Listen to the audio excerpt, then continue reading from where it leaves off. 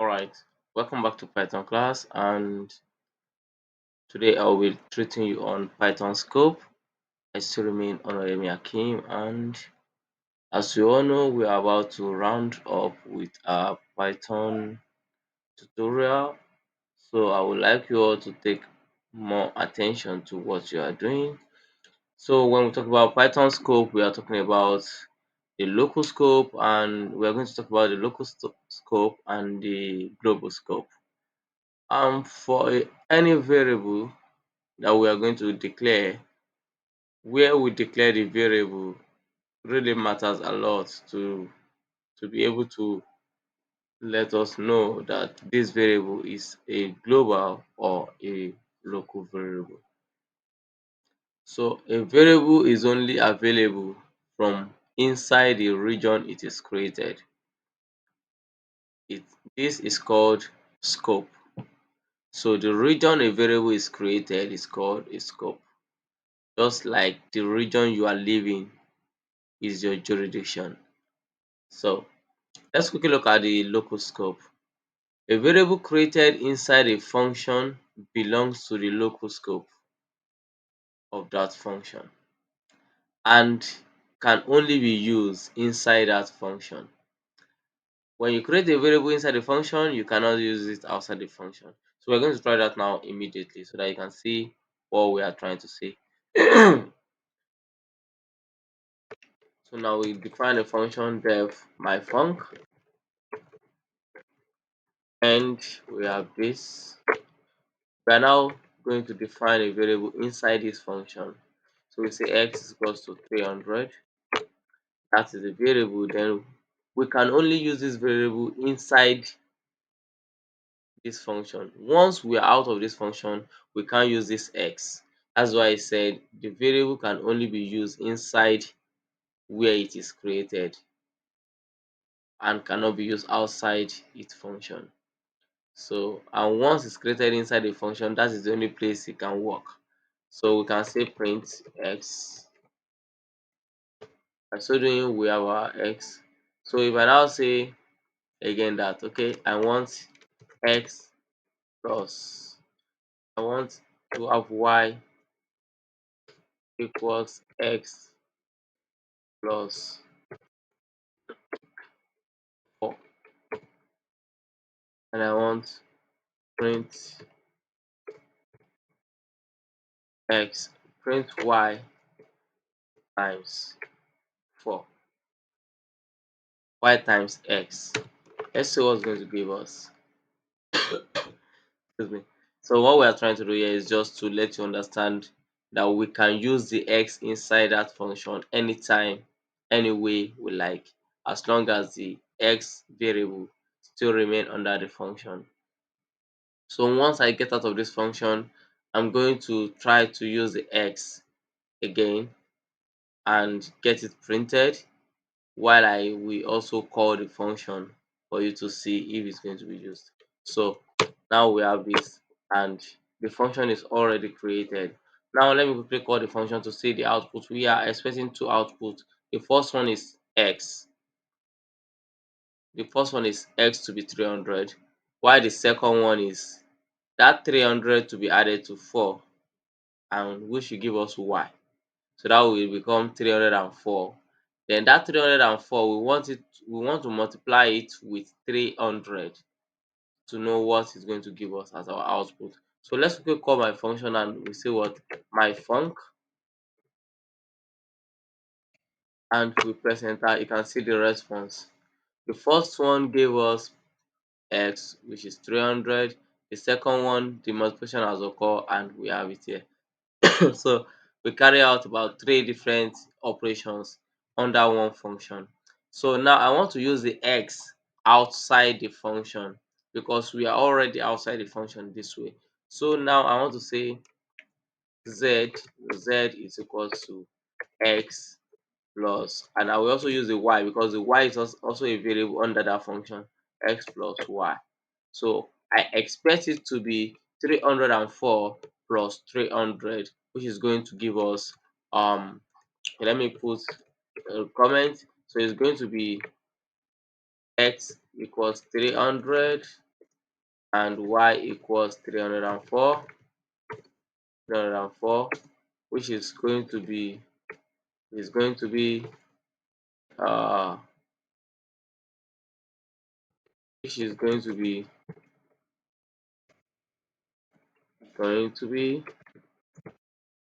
604. So if we don't get 604, there is a problem. If we get 604, there is also a problem. If we don't get 604 and it doesn't throw error, there is a problem. If we get 604 and it throws an error, if we get 604 and it throws an error, there is a problem. But if we don't get 604 at the same time throws an error, then we are fine. So you can say that we are fine because we don't get 604 at the same time it throws an error. Now the first thing it says is the name x is not defined because we are out of the function. That is what we mean by local scope. So a function inside a function. When we have a function inside a function, how can we locate the variable in it? That okay, this variable that is inside this function is local to this function, this one is global to this function and local to this function. Now let's take a look at that. As explained in the example above, which is this, the variable x is not available outside the function, but it is available for any function inside the function. Now let's quickly define a function, and we're going to define another function inside that function, and we're going to make use of the value of the first function, the variable inside the first function in the second function that we have, and also try to use the variable of the second function outside the function above. Then we can see the errors that is going to give us. First, we define a function which is def func2, and we have our indentation. Let's say x equals to 200, and then indent we have another function def inner function, inner func. Okay, then we say our indentation print x. The x we are printing is the first x that we have in the first function, which is func2. So now under this func2, we are going to call the func, the inner func. So we have this inner func. We've called the inner func this way, and outside the whole outside the whole function, that is what we're going to call func2. So when we call func2, we are going to get x as we're going to get 200 as our output because immediately, okay, let me just write that. So now func2, so that I can explain better. Func2. Now that I have called this, I have not pressed the enter key. So calling this func2 here, we go to this place, look through this and see that x is equals to 200. It is going to keep the value of x. Then instantly call this function inner function because this inner function is under this func2 function and not under the def under the inner function. If you look at the print inside the inner function is far away from the place we called it. So immediately after holding the value for the x, is going to call the inner function and it's going to come into the inner function to see what is going to do there, which is to print x. So that is why we're going to have 200 as our output. So now this value here can be called here automatically. This value here is a global function. This x equals to 200 is a global variable to inner function. Inner function can make use of it anytime because it's a global variable to it. But if we have anything inside this inner function, it is a local variable to function2. because the function 2 here cannot make use of whatever is inside this inner variable. That is another ideology of local variable. So when we now talk about global variable, I've explained it a bit. Then first, let's look at a global variable that is not inside another function. So that one we can say, let's declare a variable called y is equals to 500. And now we want to define a function. We say def my func3 my conc my con. Okay, all right. Now I've written my function, then I will say print y. You know why I'm printing y? Because y is a global variable. It is declared outside the function, which means I can make use of it anytime, any day, any moment. It's not under or inside the function. So let me call my function name by saying my con, and we are going to have y as 500. And I can also say print y without calling the function, and I will still have my y as 500. So that is how to identify a global variable. So when you have a variable like this and you have another function in it, let's see if we can call that variable. We have a global variable 500. So def func func, okay. Okay, then here we want to ensure that, okay, z is equals to y. That's the first thing we want to do. Then we want to say, okay, z is equals to y, and then x is equals to z times 2. All right, so that means 500 times 2 will give us 1000. Now we want to print x here, and I want to define another function under this our function. We say def new func, and we want this new func to also make use of the y of the first variable. So we are going to say p is equals to y. Then we say what? J is equals to p plus x. Now I want you to understand something here, and I want to call this function new func. Okay, now this is what we are talking about. First, this y here, this y equals to 500 is a global variable, and I have declared a function here which make use of this y, that is 500, equating it to z as a variable. This z as a variable now is a local variable inside funcon, but this z is also a global variable for new phone.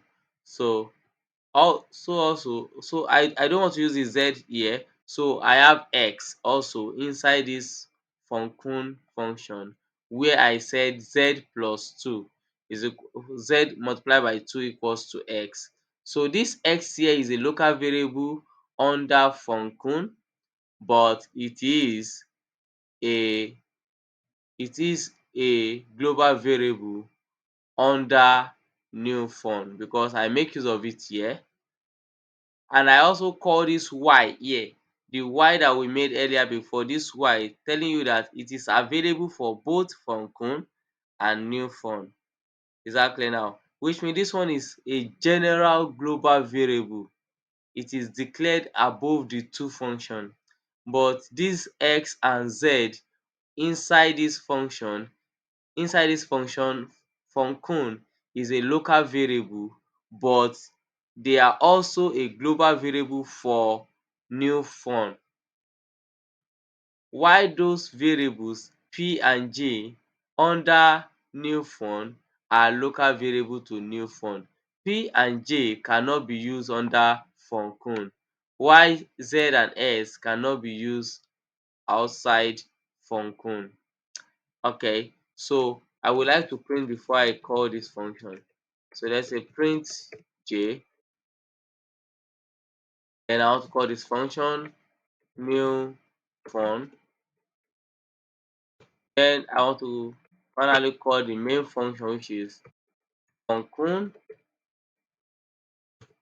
Can you see what we have? We have 1000, 1500. So z square will give us 1000, which is our x that we have to print, and j will be 1500 because that is p equals to 5, which is p equals to y, which is 500, and then we say p plus 5, p plus x is 1000, and that is 1500, whereby we have j as our output. So that is that about global variable and local variable, and now you can access each of them. Then you can also make use of the global keyword when you are dealing with global variable. If you need to create a global variable but are stuck in the local scope, you can use the global keyword. The global keyword makes the variable global. So what this one is saying is when you define a variable like def new func, and you have a variable like this, let's say x, so you can say global x. So writing this, meanwhile we want to make our x to be 300, so automatically this global function will make this x, which is 300, to be a global variable, so it can be used by any other function in the process. So when I get out of this and I say my func, and I say new func, calling the function, and we have 300. Okay, I will have three. I didn't put print there. Then let me say print x. Now remember, this is not a global variable and I'm out of the function. When I say print x, it's going to give me 300 because I have made x a global variable using the global function keyword. So you can also try to use it in any way you like. You can use it any way you like. Okay, let's try this method again. Let's quickly declare a variable q equals to 500. Then we define a function def func key. Okay, then we have this as our global variable. We say global k. Then we give k a new value. Let's say k equals to 200. All right, remember our q is 5. Okay, I want to use the same variable. No, let me make it q global. Let me rewrite it global q. All right, so I will not give global k any value, but I can just put the k there. Okay, k equals to 121 yq. So we only need the q to verify some things. Yq is equals to 200. All right, so now we have declared these variables. I want to print q, but I will first of all call my function. I didn't put print here, so I will call my function by saying func. I have nothing response because I didn't put any print. So now that I've called my function, let me print q. I want to know the q that will be printed. All right, is it 200 or 500? So this, we have 200 being called. Why?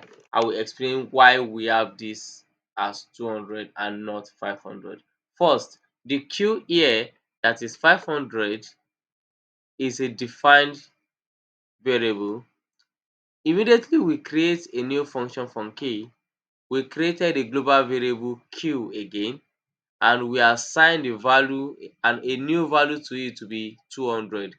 Once you do it this way, automatically you have updated the global variable from 500 to 200, and that is why the value of your global variable will change from 500 to 200, because you have also made this q a global variable, and you already have a global variable q above, which means you are changing the value automatically using that global variable. And that is where we are going to stop for today. Thank you for listening to this tutorial video, and thank you for watching. Once again, you can reach me out on Twitter at tinytrail, and I am ready to help you for any assistance you actually want me to do for you. Thank you, and have a wonderful day. Next class, we will be looking at other aspects of the training, such as models. So in our next class, we'll be making use of some text editing software. We'll be migrating from command prompt to a text editing software, so that we can actually save our models up for other activities such as importation and other things we need. Thank you.